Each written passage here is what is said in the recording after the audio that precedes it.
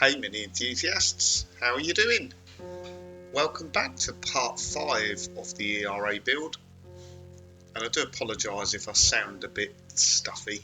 I've got a bit of a cold coming on, I think, which isn't great because it's coming up to Christmas.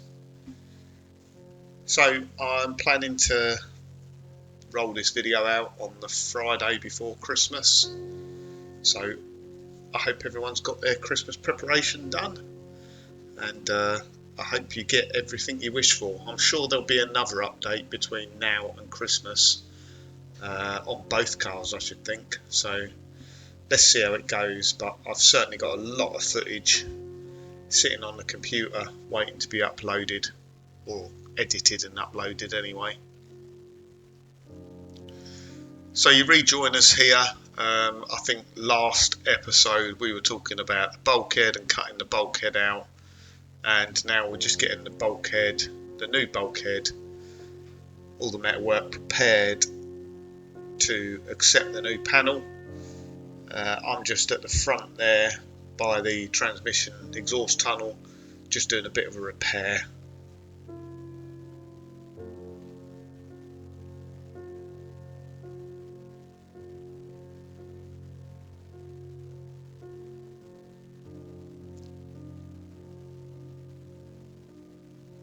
So like I say, I do have quite a bit of footage waiting to upload.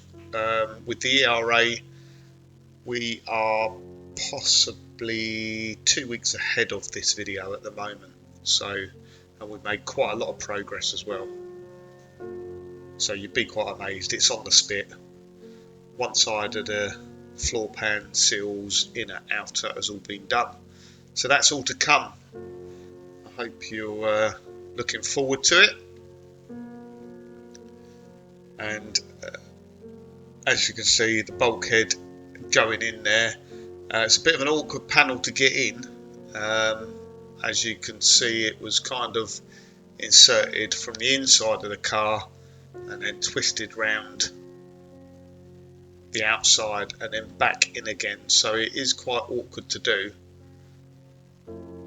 especially with those inner wings in place, but we need them in place at the moment to line everything up because we've got marks and data points on those inner wings to get everything lined back up again. And then once the bulkhead is in, we'll then go ahead and cut those inner wings out and replace them as well. But for the moment, it's just lining everything up, making sure everything is in the correct place.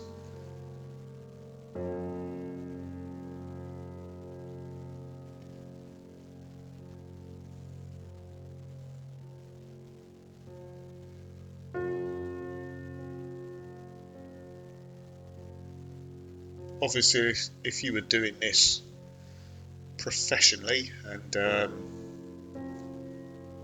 you were doing multiple mini restorations, you would probably have a jig or something like that to line it all back up again on, but we don't have that luxury.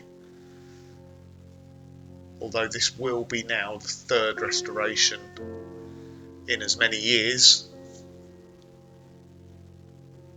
maybe we should invest in one.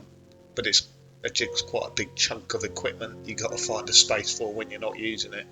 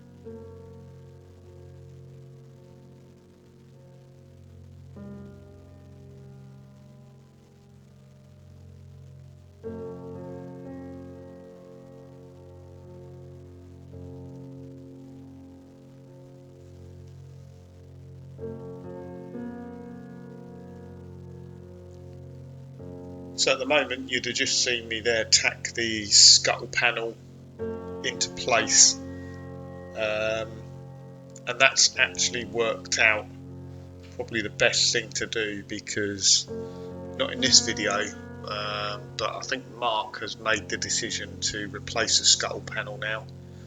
So it's one of the only bits on the front that hasn't been replaced. In fact, I think it is the only bit of the A panels forward actually.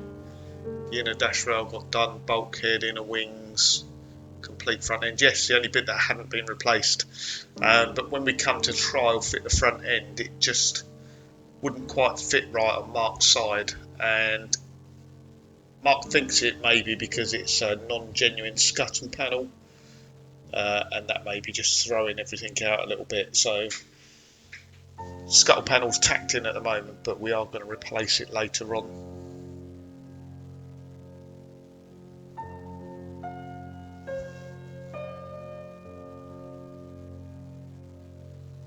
And obviously now that bulkhead is in place, it's not fully welded in yet, but it's got enough tacks in it holding it in place so we can start now removing the inner wings.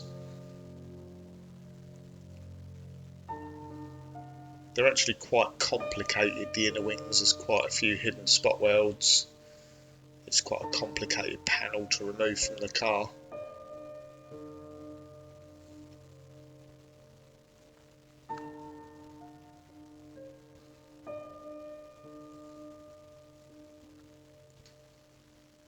Not quite sure how Mark managed it either. So on the offside, he's ordered the panels through M Machine, they're heritage panels. So the offside, we've got just a complete offside inner wing.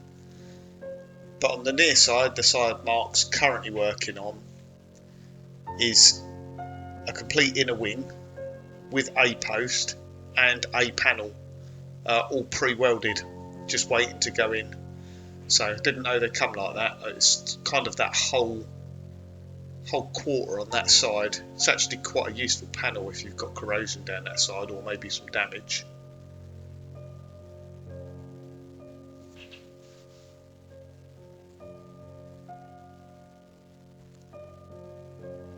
So just to answer a question actually someone asked recently, so just appreciate not everyone might know, so little snippet of information for you. I refer to near side and offside generally when I'm talking about the car, which is quite kind of industry terminology. So the near side stands for near curbside, and the reason why you call it near side and offside rather than left side or right side is because it doesn't matter whether the car is left-hand drive or right-hand drive. On UK roads it's either near curbside or offside curbside, if that makes sense.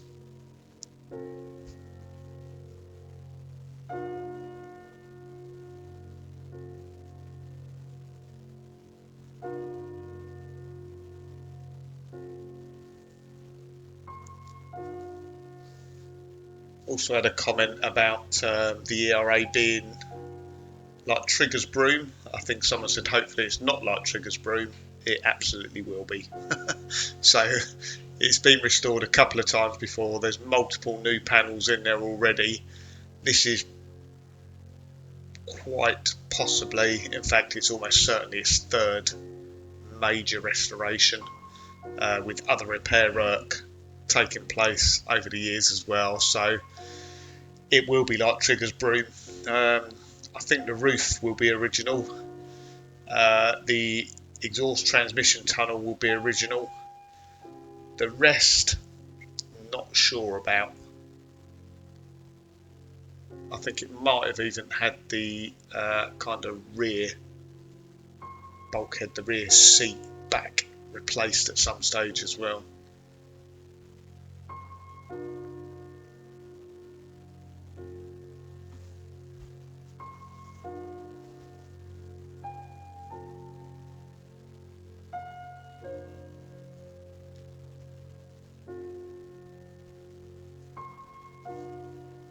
So at the moment here, prior to welding in, we are just trying to make sure those inner wings on both sides line up correctly, because that is quite important. There are a few data points you can go from.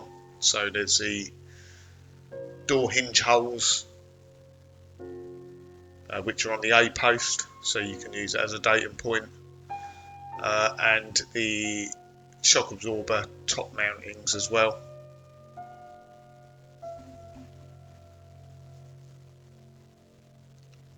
I was actually thinking on this with Project Sprout as well, because I'm fitting a front end on that, how to line it all up again. And I've come to a theory, because I was going to fit the subframe, or I was thinking about fitting the subframe and then lining the panels up to the subframe, but I'm not actually sure that's the right thing to do. So if you're not replacing the bulkhead, then the bulkhead sort of determines the position of the subframe, and therefore all the front panels, so the tower bolt positions are fixed, and the rear subframe mounting positions are fixed. So if you're not replacing the bulkhead, or you've replaced a whole bulkhead, that should determine the positioning of the front teardrop mounts. Obviously there might be millimetres difference, but it shouldn't be that far out.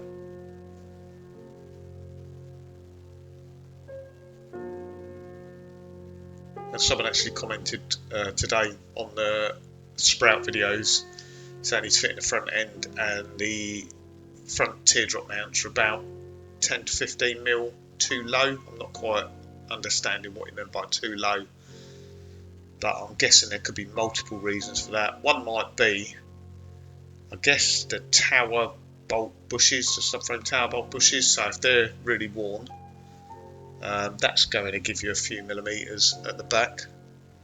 The subframe, I guess, in effect will sit higher if the bushes are worn out. Would that happen? I'm trying to think actually. I'm not sure. Let me know. Comment down the bottom.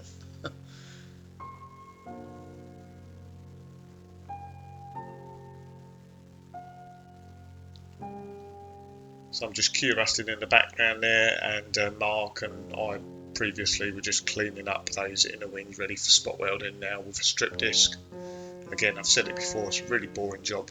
Can't stand doing it, but it must be done.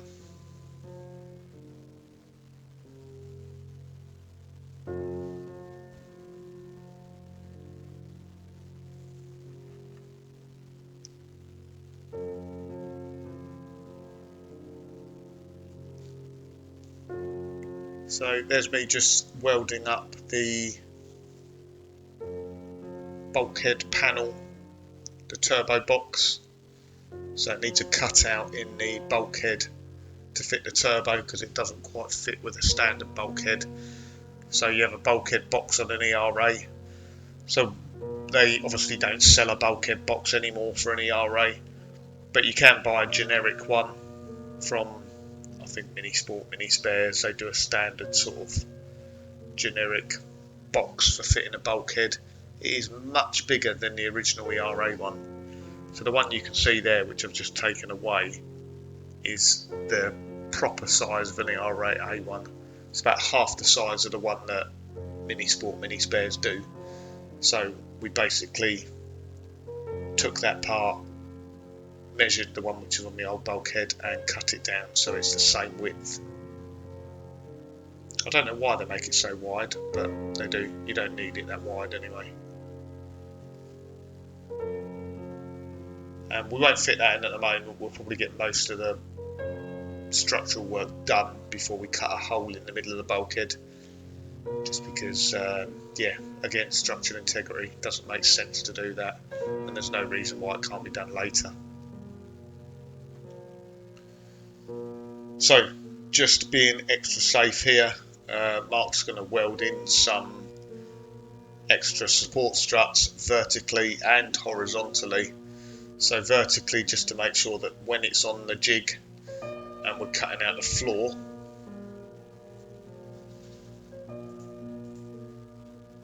that we don't get any measurement issues. And Mark doesn't normally weld, so he gives it a go now and again. on something like this, it's good to practice on because it's nice thick steel, so not much chance of blowing holes in it. Problem with thick steel is you need to get good penetration,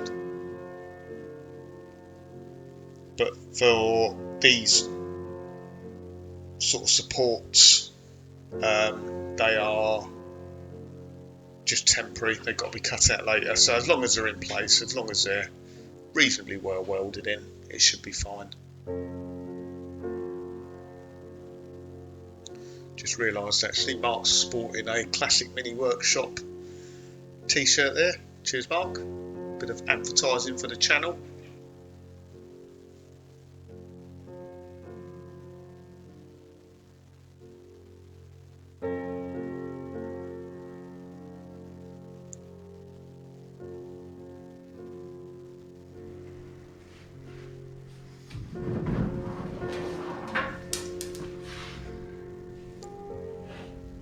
That doesn't look too bad, Mark. Bit tatty there. That one is. I'll agree with that. That one looks alright